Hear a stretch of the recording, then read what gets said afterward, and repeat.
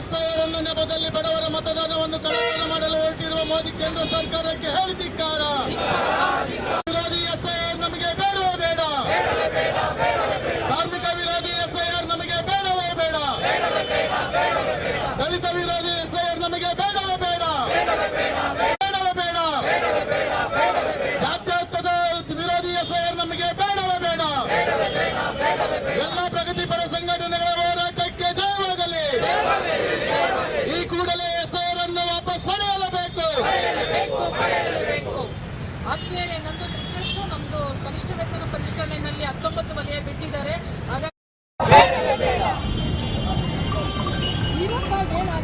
ಇಡೀ ರಾಜ್ಯದಾದ್ಯಂತ ನಡೆಯುತ್ತಿರುವ ಹೋರಾಟ ಯಶಸ್ವಿಯಾಗಲಿ. ಈಗ ಅಧಿಸೂಚನೆ ಹೊರಡಿಸಿರುವ ಕನಿಷ್ಠ ವೇತನ ತಕ್ಷಣ ಜಾರಿ ಮಾಡಲೇಬೇಕು. ಎಲ್ಲ ಸಿಟಿ ಸೌಕರ್ಯ ಕನಿಷ್ಠ ವೇತನ ಜಾರಿ ಮಾಡಲೇಬೇಕು. 19 ವಲಯಗಳನ್ನು ಕನಿಷ್ಠ ವೇತನಕ್ಕೆ ಸೇರಿಸಲೇಬೇಕು. ಇವತ್ತು ಕರ್ನಾಟಕದ ರಾಜ್ಯದಾದ್ಯಂತ ಎಲ್ಲ ಜಿಲ್ಲಾ ಕೇಂದ್ರಗಳಲ್ಲಿ ಈ ಒಂದು SIR ಪ್ರಕ್ರಿಯೆಯನ್ನು, ಅಂದರೆ ಮತದಾರರ ಪಟ್ಟಿಯ ತೀವ್ರ ಪರಿಷ್ಕರಣಾ ಏನು ಕ್ರಮವನ್ನು ಈ ಚುನಾವಣಾ ಆಯೋಗ ನಡೆಸ್ತಾ ಇದೆ, ಅದನ್ನು ವಿರೋಧ ಮಾಡಿ ನಾವು ಇವತ್ತು ಎಲ್ಲ ಇಡೀ ರಾಜ್ಯದಾದ್ಯಂತ ಈ ಕಾರ್ಯಕ್ರಮವನ್ನು ಮಾಡ್ತಾ ಇದ್ದೀವಿ. ಹಾಗಾಗಿ ಮಂಡ್ಯದಲ್ಲೂ ಕೂಡ ನಾವು ಈ ಕಾರ್ಯಕ್ರಮವನ್ನು ಹಮ್ಮಿಕೊಂಡಿದ್ದೀವಿ. ಈ SIR ನಮಗೆ ಯಾತಕ್ಕೆ ಬೇಡ ಅಂತ ಹೇಳಿದ್ರೆ ಈ SIRನಲ್ಲಿರ್ತಕ್ಕಂಥ ಕೆಲವು ನಿಯಮಾವಳಿಗಳಿದ್ದಾವಲ್ಲ, ಆ ನಿಯಮಾವಳಿಗಳು ಭಾಳ ಈ ಮತದಾರರನ್ನು ಪಟ್ಟಿಯಿಂದ ತೆಗಿಲಿಕ್ಕಾಗೇ, ಅದರಲ್ಲೂ ಬಡವರನ್ನು, ಮಹಿಳೆಯರನ್ನು, ಸ್ಲಮ್ನಲ್ಲಿರ್ತಕ್ಕಂಥ ಜನರನ್ನು, ಮುಸಲ್ಮಾನರನ್ನು, ಈ ರೀತಿ ಅಲ್ಪಸಂಖ್ಯಾತರುಗಳನ್ನು ಮತದಾರರ ಪಟ್ಟಿಯಿಂದ ತೆಗಿಲಿಕ್ಕಾಗಿ ಹೂಡಿರ್ತಕ್ಕಂಥ ಭಾಳ ದೊಡ್ಡ ಸಂಚು ಇದು ಅನ್ನೋದನ್ನು ಮೇಲ್ನೋಟಕ್ಕೆ ಕಾಣ್ತಾ ಇದೆ. ಇವತ್ತು ಸುಪ್ರೀಂ ಕೋರ್ಟ್ ಕೂಡ ಎತ್ತಿಡಿದಿದೆ SIR ಆಗಬೇಕು ಅಂತ. ನಾವು SIR ಆಗಬೇಕು, SIR ಆಗೋದಾದರೆ ಯಾವ ರೀತಿ ಆಗಬೇಕು ಉದಾಹರಣೆ ಹೇಳೋದಾದರೆ, ನಾವು ಈಗ ಈಗ 2002ನೇ ಇಸ್ವಿಯಿಂದ 2002ನೇ ಇಸ್ವಿಯ ದಾಖಲಾತಿಗಳನ್ನು ಯಾರು ಇಟ್ಕೊಂಡಿರ್ಲಿಕ್ಕೆ ಸಾಧ್ಯನಾ? ಒಬ್ಬ ಮಹಿಳೆ ಯಾವುದೋ ಒಂದು ಊರಿಂದ ಬೇರೆ ಊರಿಗೆ ಮದುವೆಯಾಗಿ ಹೋದರೆ 2002ರಲ್ಲಿ ನೀನು ನೋಟ್ ಎಲ್ಲಿತ್ತು ಅಂತ ಕೇಳ್ತಾರೆ ಆ ಮಹಿಳೆಯನ್ನು. ಆ ಮಹಿಳೆ 2002ರಲ್ಲಿ ನನಗೆ ಆ ಮತದಾರರ ವಯಸ್ಸು ಮತದಾನ ಮಾಡ್ತಕ್ಕಂಥ ವಯಸ್ಸಾಗಿರಲಿಲ್ಲ ಅಂದಾಗ, ಹಾಗಿದ್ರೆ ನಿಮ್ಮ ಅಪ್ಪ ಅಮ್ಮ ಓಟ್ ಹಾಕಿರೋದನ್ನು, ಅವರ ಕ್ರಮ ಸಂಖ್ಯೆಯನ್ನು, ಅವರು ಯಾವ ಭಾಗದಲ್ಲಿದ್ದರು, ಯಾವ ವಿಧಾನಸಭೆ, ಯಾವ ಭಾಗದಲ್ಲಿ, ಯಾವ ಕ್ರಮ ಸಂಖ್ಯೆಯಲ್ಲಿದ್ದರು ನಿಮ್ಮ ಮತದಾರರ ಪಟ್ಟಿಯಲ್ಲಿಗೆ ಅವತ್ತು ಅಂತ ಕೇಳ್ತಾರಲ್ಲ, ಇದನ್ನು ಎಲ್ಲರೂ ಹುಡುಕ್ಲಿಕ್ಕೆ ಸಾಧ್ಯ ಇದೀನಾ? ವಿದ್ಯಾವಂತರಾದಂಥ ನಮ್ಮಂಥವ್ರಿಗೆ ಹುಡುಕೋದಕ್ಕೆ ಹಲವಾರು ಸಲ ಓಡಾಡಬೇಕಾಗ್ತದೆ ತಾಲೂಕು ಆಫೀಸ್ಗಳಿಗೆ. ಹಾಗಾಗಿ BLOಗಳನ್ನು ನೇಮಿಸಿದ್ದೀವಿ, ಅವರು ಅದನ್ನು ಮಾಡಿಕೊಡ್ತಾರೆ ಅಂತಂದ್ರೆ ಎಲ್ಲಿದೆ ಅರ್ಥ? ಒಂದು ಕ್ಯಾಸ್ಟ್ ಸರ್ಟಿಫಿಕೇಟ್ ತಗೊಳಕ್ಕಾಗಲ್ಲ, ಒಂದು ಇನ್ಕಮ್ ಸರ್ಟಿಫಿಕೇಟ್ ತೊಗೊಳಕ್ಕಾಗಲ್ಲ. ಇಂಥ ಒಂದು ದೊಡ್ಡ ಪರಿಸ್ಥಿತಿ ಇರುವಾಗ, ಅಲಿಬೇಕಾದಂಥ ಪರಿಸ್ಥಿತಿಯಲ್ಲಿರುವಾಗ ಈ ಒಂದು ರೀತಿಯ ಭಯಭೀತರನ್ನಾಗಿ ಮಾಡೋದು ಸಾರ್ವಜನಿಕರನ್ನು, ಬಡವರನ್ನು, ಎಲ್ಲಿ ಮತದಾರರ ಪಟ್ಟಿಯಿಂದ ನಮ್ಮ ಹೆಸರು ಕೈ ಬಿಟ್ಟೋಗುತ್ತೋ ಅನ್ನೋ ಭಯೋತ್ಪಾದನೆ, ಇದು ಭಾಳ ದೊಡ್ಡ ಭಯೋತ್ಪಾದನೆ. ಹಾಗಾಗಿ ಈ SIR ಪ್ರಕ್ರಿಯೆಯನ್ನು ನಾವು ವಿರೋಧ ಮಾಡಬೇಕಾಗ್ತದೆ. ಮತ್ತು ಭಾಳ ಮುಖ್ಯವಾಗಿ ಇದುವರೆಗೆ ಬೇರೆ ಬೇರೆ ರಾಜ್ಯಗಳಲ್ಲಿ ಮಾಡಿದ್ದೀರಲ್ಲ ನೀವು, ಹಾಗೇನೆ ಪಶ್ಚಿಮ ಬಂಗಾಳದಲ್ಲಿ ಈ SIR ಕಾರಣಕ್ಕೋಸ್ಕರನೇ BJP ಸರ್ಕಾರ ಆಯ್ಕೆ ಆಗಿದೆಯಲ್ವ. ಹಾಗಿದ್ರೆ ಎಷ್ಟು ಜನ ನುಸುಳುಕೋರರನ್ನು, ನೀವು ಹೇಳ್ತಾ ಇರೋದೇನು, ನುಸುಳುಕೋರರಿದ್ದಾರೆ, ಡಬಲ್ ಓಟ್ ಹಾಕೋರಂಥವ್ರಿದ್ದಾರೆ, ಅಥವಾ ಬೇರೆಯವರಿದ್ದಾರೆ. ಭಾಳ ಮುಖ್ಯವಾಗಿ ಅವ್ರು ಹೇಳ್ತಾ ಇರೋದು ನುಸುಳುಕೋರರಿದ್ದಾರೆ, ಬೇರೆ ದೇಶಗಳಿಂದ ಬಂದಿದ್ದಾರೆ, ಬಾಂಗ್ಲಾದಿಂದ ಬಂದಿದ್ದಾರೆ, ಪಾಕಿಸ್ತಾನದಿಂದ ಬಂದಿದ್ದಾರೆ ಅಂತ ಹೇಳ್ಕೊಂಡು ನೀವು ಮಾಡ್ತಾ ಇದ್ದೀರಲ್ಲ. ಎಷ್ಟು ಜನ ಮುಸುಳುಕೋರರನ್ನು, ಆ ರೀತಿ ಅಕ್ರಮವಾಗಿ ಬಂದು ನೆಲೆಸಿರ್ತಕ್ಕಂಥವ್ರನ್ನ ಪಟ್ಟಿ ಎಷ್ಟು ಜನ ಮಾಡಿದ್ದೀರಿ ಅಂತ ಕೇಂದ್ರ ಸರ್ಕಾರವಾಗಲಿ, BJP ಸರ್ಕಾರವಾಗಲಿ, ಕೇಂದ್ರದ BJP ಸರ್ಕಾರ ಆಗಲಿ, ಕೇಂದ್ರದ ಈ ಚುನಾವಣಾ ಆಯೋಗವಾಗಲಿ ಪ್ರಕಟಣೆ ಮಾಡಿದೆಯಾ? ಇದನ್ನು ಮೊದಲು ನಮ್ಗೆ ಹೇಳಿ ಅವರು. ಹಾಗಾಗಿ ಈ ಒಂದು ಬೇಕು ಅಂತಲೇ ಬಡವರನ್ನು ಪಟ್ಟಿಯಿಂದ, ಮತದಾರರ ಪಟ್ಟಿಯಿಂದ ತೆಗಿಬೇಕು. ಯಾರೆಲ್ಲ ಯಾಕೆ ತೆಗಿಬೇಕು ಅಂತ ಹೇಳ್ತಿದ್ದಾರೆ ಅಂದರೆ, ಬಡವರು, ಮುಸಲ್ಮಾನರು, ದಲಿತರು, ಆದಿವಾಸಿಗಳು, ಈ ತಳ ಸಮುದಾಯದ ಜನ ಮತದಾರರ ಪಟ್ಟಿಯಲ್ಲಿದ್ದರೆ ಕಾಂಗ್ರೆಸ್ ಓಟ್ ಹಾಕ್ಬಿಡ್ತಾರೆ.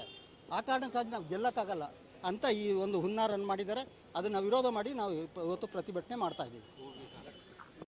ಏನು ಈ ದಿನ ರಾಜ್ಯಾದ್ಯಂತ ಕನಿಷ್ಠ ವೇತನ ಏನು ರಾಜ್ಯ ಸರ್ಕಾರ 81 ವಲಯಗಳಿಗೆ 60% ಹೆಚ್ಚಳ ಮಾಡಿದ್ದು, ಅದನ್ನು CIT ಸಂಘಟನೆ ಸ್ವಾಗತ ಮಾಡ್ತಲೇ ಉಳಿದಂಥ 19 ವಲಯಗಳು, ಅದರಲ್ಲಿ ಪ್ರಮುಖವಾಗಿ ಗಾರ್ಮೆಂಟ್ಸು, ಬೀಡಿ ಕಾರ್ಮಿಕರು, ಹಮಾಲಿ, ಕೈಮಗ್ಗ, ತೋಟ ಕಾರ್ಮಿಕರು ಸೇರಿದಂತೆ 19 ವಲಯವನ್ನು ಕೈಬಿಟ್ಟಿದ್ದಾರೆ. ಅದು ಸರಿಯಾದ ಕ್ರಮ ಅಲ್ಲ. ಸರ್ಕಾರ ಈ ಕೂಡಲೇ ಅವರನ್ನು ಕನಿಷ್ಠ ವೇತನ ಪರಿಷ್ಕರಣೆಗೆ ತರಬೇಕು. ಹಾಗೆಯೇ ಅಂಗನವಾಡಿ ಬಿಸಿ ಊಟ ಆಶಾದವರು ಸ್ಕೀಮಲ್ಲಿ ಕೆಲಸ ಮಾಡ್ತಾ ಇದ್ದಾರೆ. ಸರ್ಕಾರಿ ಯೋಜನೆಗಳನ್ನ ಸಕ್ಸಸ್ ಮಾಡೋದ್ರಲ್ಲಿ ಒಂದು ಪ್ರಮುಖ ಪಾತ್ರ ಇದೆ. ಮಗುವಿನ ಅಪೌಷ್ಟಿಕತೆ, ತಾಯಂದಿರ ಅಪೌಷ್ಟಿಕತೆ, ಗರ್ಭಿಣಿ ಬಾಣಂತಿರ ಅಪೌಷ್ಟಿಕತೆಯನ್ನು ನೀಗಿಸ್ತಕ್ಕಂಥ ಈ 3 ವರ್ಗ ಅಂಗನವಾಡಿ ಬಿಸಿ ಊಟ ಆಶಾದವರನ್ನ ಕಾರ್ಮಿಕರು ಅಂತೇಳಿ ಪರಿಗಣಿಸಬೇಕು. ಮುಂದೆ ಅವ್ರಿಗೂ ಕೂಡ ಕನಿಷ್ಠ ವೇತನವನ್ನು ಖಾತ್ರಿಗೊಳಿಸಬೇಕು. ಅದೇ ಸಂದರ್ಭ 71 ವಲಯದಲ್ಲಿ ಪಂಚಾಯತಿ ನೌಕರರು ಸೇರ್ಕೊಂಡಾಗೆ ಇವತ್ತು ಪೆಟ್ರೋಲ್ ಬಂಕಲ್ಲಿ ಕೆಲಸ ಮಾಡೋರು, ಅಂಗಡಿ ಮುಗ್ಗಟ್ಟಲ್ಲಿ ಕೆಲಸ ಮಾಡೋರು, ಕೈಗಾರಿಕೆ ಕಾರ್ಮಿಕರು ಸೇರಿ ಏನು 60% ಹೆಚ್ಚಳ ಮಾಡಿದ್ದೀರಾ ಅದನ್ನು ಈ ಕೂಡಲೇ ಜಾರಿಗೆ ತರಬೇಕು. ಏಪ್ರಿಲಿಂದ ಅದು ಜಾರಿ ಆಗಬೇಕಾಗುತ್ತೆ. ನೀವೇನು ಸರ್ಕಾರ ಮೇ ಅಂತ ಹೇಳ್ತಾ ಇದ್ದೀರಾ ಅದು ಸರಿಯಲ್ಲ. ಕಳೆದ 25ರಲ್ಲಿ ಕೊಡಬೇಕಾಗಿತ್ತು 1 ವರ್ಷದ ವೇತನ ಆಗುತ್ತೆ. 1 ವರ್ಷದ್ದು ಕನಿಷ್ಠ ವೇತನವನ್ನು ಸೇರಿಸಿ ಬಾಕಿ ಸಮೇತ ಕೊಡಬೇಕು ಅಂತೇಳಿ CITU ಆಗ್ರಹ ಮಾಡುತ್ತೆ. ಅದೇ ಸಂದರ್ಭ ಕಾರ್ಮಿಕ ವಿರೋಧಿ ಲೇಬರ್ ಕೋಡ್ ರದ್ದಾಗಬೇಕು. ಸರ್ಕಾರ ಅದಕ್ಕೆ ಒಂದು ನಿಯಮಾವಳಿಯನ್ನು ರೂಪಿಸಬಾರ್ದು. ಹಳೆಯ ಕಾರ್ಮಿಕ ಕಾನೂನುಗಳು ಕಾರ್ಮಿಕರ ಪರ ಏನಿತ್ತು ಅವುಗಳನ್ನ ಜಾರಿ ಮಾಡಬೇಕು ಅಂತೇಳಿ ಆಗ್ರಹಿಸ್ತೇವೆ. ಹಾಗೆ ಗುತ್ತಿಗೆ ಪದ್ಧತಿ ಇವತ್ತು ಸರ್ಕಾರಿ ಇಲಾಖೆ ಸೇರಿದಂತೆ ಖಾಸಗಿಯಲ್ಲಿ ಗುತ್ತಿಗೆ ಪದ್ಧತಿ ರದ್ದಾಗಬೇಕು. ಸಮಾನ ಕೆಲಸಕ್ಕೆ ಸಮಾನ ವೇತನ ನೀಡಬೇಕು ಅಂತೇಳಿ ಆಗ್ರಹಿಸ್ತೇವೆ. ಕಾರ್ಮಿಕ ವಿರೋಧಿ SIR ಅರ್ಹ ಮತದಾರರನ್ನ ಕಡಿತ ಮಾಡುವ, ಮಹಿಳೆಯರನ್ನ, ದಲಿತರನ್ನ, ಅಲ್ಪಸಂಖ್ಯಾತರನ್ನ, ಬುಡಕಟ್ಟು ಜನಾಂಗ, ಆದಿವಾಸಿಯನ್ನ ಇಲ್ಲದಂಗೆ ಮಾಡುವ, ಮತದಾರರಿಂದ ಕಡಿತ ಮಾಡುವ ಹುನ್ನಾರ ಏನು ನಡೀತಾ ಇದೆ. ಬಿಜೆಪಿ ಪ್ರೇರಿತ ಚುನಾವಣಾ ಆಯೋಗದ SIR ವಿಶೇಷ ಸಮಗ್ರ ಪರಿವೀಕ್ಷಣೆ ಅದು ನಮಗೆ ಬೇಡ. ಅದನ್ನು ನಿಲ್ಲಿಸಬೇಕು. ಸಮಗ್ರ ಸಾರ್ವತ್ರಿಕ ಚುನಾವಣಾ ವ್ಯವಸ್ಥೆ ಉಳಿಬೇಕು. ಆ ಕಾರಣಕ್ಕೆ ಇವತ್ತೇನು ಕೇಂದ್ರ ಸರ್ಕಾರ ಬಡವರ ವಿರುದ್ಧ ಇದೆ, ಮಹಿಳೆಯರ ವಿರುದ್ಧ ಇದೆ, ಕಾರ್ಮಿಕರ ವಿರುದ್ಧ ಇದೆ, ಆ ನೀತಿಗಳು ನಡೀಲಿಕ್ಕೆ ಬಿಡೋದಿಲ್ಲ ಅನ್ನುವ ಎಚ್ಚರಿಕೆ ಕೊಡ್ತಾ SIRನ ವಿರೋಧ ಮಾಡ್ತಾ ಇದ್ದೀವಿ. ಹಾಗೇನೆ ಇವತ್ತು ಅಗತ್ಯ ವಸ್ತುಗಳ ಬೆಲೆ ಗಗನಕ್ಕೋಗಿದೆ. ಪೆಟ್ರೋಲ್, ಡೀಸೆಲ್, ಗ್ಯಾಸ್ ಬೆಲೆಯನ್ನು ಇನ್ನಿಲ್ಲದಂಗೆ ಹೆಚ್ಚಿಸಿದ್ದಾರೆ. ಜನರ ಬದುಕು ಕಷ್ಟ ಆಗ್ತಾ ಇದೆ. ಬದುಕಿಗೊಂದು ಭದ್ರತೆ ಇಲ್ಲ, ಸಮರ್ಪಕ ಗ್ಯಾಸ್ ವಿತರಣೆ ಇಲ್ಲ. ಇವತ್ತು ಸಾಮಾನ್ಯ ಜನ, ಬಡವರು, ಮಧ್ಯಮ ವರ್ಗ ಬದುಕಲಿಕ್ಕಾಗದೇ ಇರುವ ನೀತಿಗಳನ್ನ ಇವತ್ತು ಮೋದಿ ಸರ್ಕಾರ ತರ್ತಾ ಇದೆ. ರಾಜ್ಯ ಸರ್ಕಾರ ಕಣ್ಮುಚ್ಚಿಕೊಂಡು ಜಾರಿ ಮಾಡ್ತಾ ಇದೆ. 2 ಸರ್ಕಾರದ ಧೋರಣೆಯನ್ನು ಖಂಡಿಸಿ ಇವತ್ತು CITU ಹೋರಾಟ ಮಾಡಿದೆ. ತಕ್ಷಣದಲ್ಲಿ ಕನಿಷ್ಠ ವೇತನ ಪರಿಷ್ಕರಣೆ ಆಗಬೇಕು ಅಂತೇಳಿ ಆಗ್ರಹಿಸಿ CITU ಯಶಸ್ವಿ ಹೋರಾಟವನ್ನು ಮುನ್ನಡೆಸ್ಕೊಂಡು ಹೋಗುತ್ತೆ. ಮುಂದಿನ ದಿನಗಳಲ್ಲಿ ಜಾರಿ ಮಾಡಿಲ್ಲ ಅಂದರೆ ಹೋರಾಟವನ್ನು ತೀವ್ರಗೊಳಿಸ್ತೇವೆ ಅಂತ ಹೇಳ್ತೇನೆ. ಇವತ್ತು ವಿಶೇಷ ದಿನ, CITU ಹುಟ್ಟಿದ ದಿನ.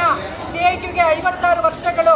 ಹಾಗಾಗಿ ಕ್ರಾಂತಿಕಾರಿ ಶುಭಾಶಯಗಳನ್ನ ಕೊಡ್ತಾ CITU ತನ್ನ ಧ್ಯೇಯ ಉದ್ದೇಶ ಐಕ್ಯತೆ ಹೋರಾಟವನ್ನು ಮುನ್ನಡೆಸುತ್ತೆ. ಕಾರ್ಮಿಕರ ಶೋಷಣೆಯನ್ನ ಹಿಮ್ಮೆಟ್ಟಿಸುತ್ತೆ. ಮಾಲೀಕ ವರ್ಗದ ಗುಲಾಮರಾಗಲಿಕ್ಕೆ ಬಿಡೋದಿಲ್ಲ ಅನ್ನೋ ಎಚ್ಚರಿಕೆಯನ್ನು ಕೊಡ್ತಾ ನಾವು ಈ ಮಾತುಗಳನ್ನು ಮುಗಿಸ್ತಾ ಇದ್ದೀವಿ. ಸಿ ಕುಮಾರಿ, CITU ಜಿಲ್ಲಾ ಪ್ರಧಾನ ಕಾರ್ಯದರ್ಶಿ.